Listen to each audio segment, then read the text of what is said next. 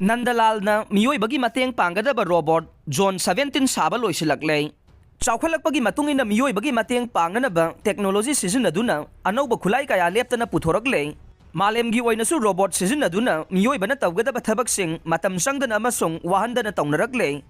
Operation sing fauba robot sizinaduna tawbagi chanabi laibak asidasu haurakle.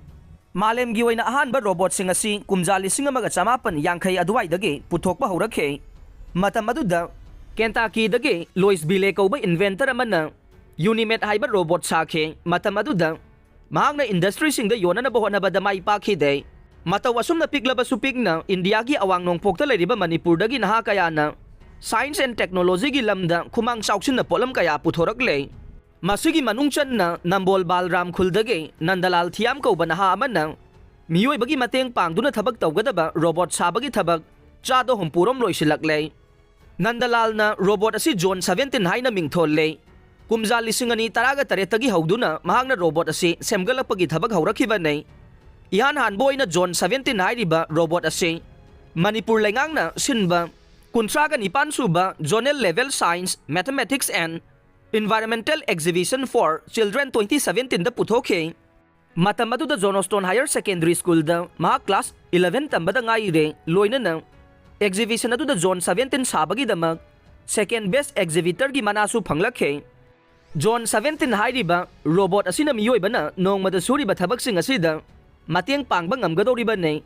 sahi taruk lomsang na kumjali singani taraga taretagi semgalakhiba robot asigi saruk chata hompuloi silakle mahangna exhibition da puthokpa matam aduda miyoibagi mateng panggadoriba robot ase koktagi khwang phawbagi saruk tamak saduna sathok chasin ngamba oikhide adubu hauji leiriba robot asigi phibam asede khonggi saruksu yauduna chathok chasin tawba ngamle John 17 asi chatpa ngamnabagi phibam ase chahi asida mahangna semgatuna hapchilakhiba nei robot asi battery haptuna salaiga nei battery full oina charge tawkhiba matamda pungamadi mathau tawba ngamga nei robot asina miyoibagi mateng pangboina potsai puthok pusin tawba mana masing ising chahenbana chingba thabak sing tawga nei robot asi Internet of Robotic Things IORT gi masaksing haptuna sembane loinana mahaki sathokasin amasung thabak tawbagi command sing asina semi automatic oina remote control ga loinana chalaigadabane robot asi sembada mahakna makhong oina sathok chasin yanabagi damak tire haptuna sizinare haujik maki oina robot asigi makhutna potsai saptuna thangdok thangjin tawbagi thabak sathare robot asigi mangaki saruk khwanggi saruk singsu khara makhai lengthok lengsin yahanba ngamle robot asi mapung phana saba loisilakpa matamda makhutki sarukso miyoi bagumna khutsa manga palhangadawre John 17 robot asi sabaga mari leinana Nandalal Thiamna pause asida hai mahaki tongan ba project kaya paikhatpagi manungda John 17 asisu miyamda khwaidagi hena kanaba piba ngamgani haiba thajai haujik phawbagi oina mahangna robot asi sabada lanai oina sel puthoktuna sangbat sarakhiba nei selgi khudong sadaba kaya leibana matam sangdana saba loisinana bohonabada awabadi oire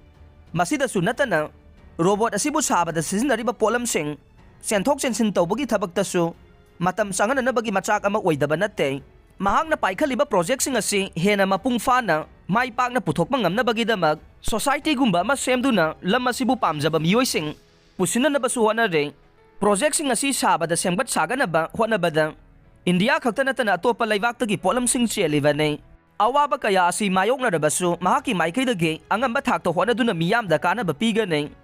haujik phawbada mahaki maikaidage agriculture ga mari leina bathabak singda mateng oigadaba polam sing saduna puthokre masigi manungchanna ingkholgi mana masing ising chahenana ba yauna potsai thindok thinjin ngamba drone chingba sing su semgat le haikhe state asigi yamna naha oiriba Nandalal gumba miyoi kaya ase mari leina basingi maikaidagi ningthina yengsinbirabade Science and Technology gi lamda khongjel yangna chawkhotpa ngamga nei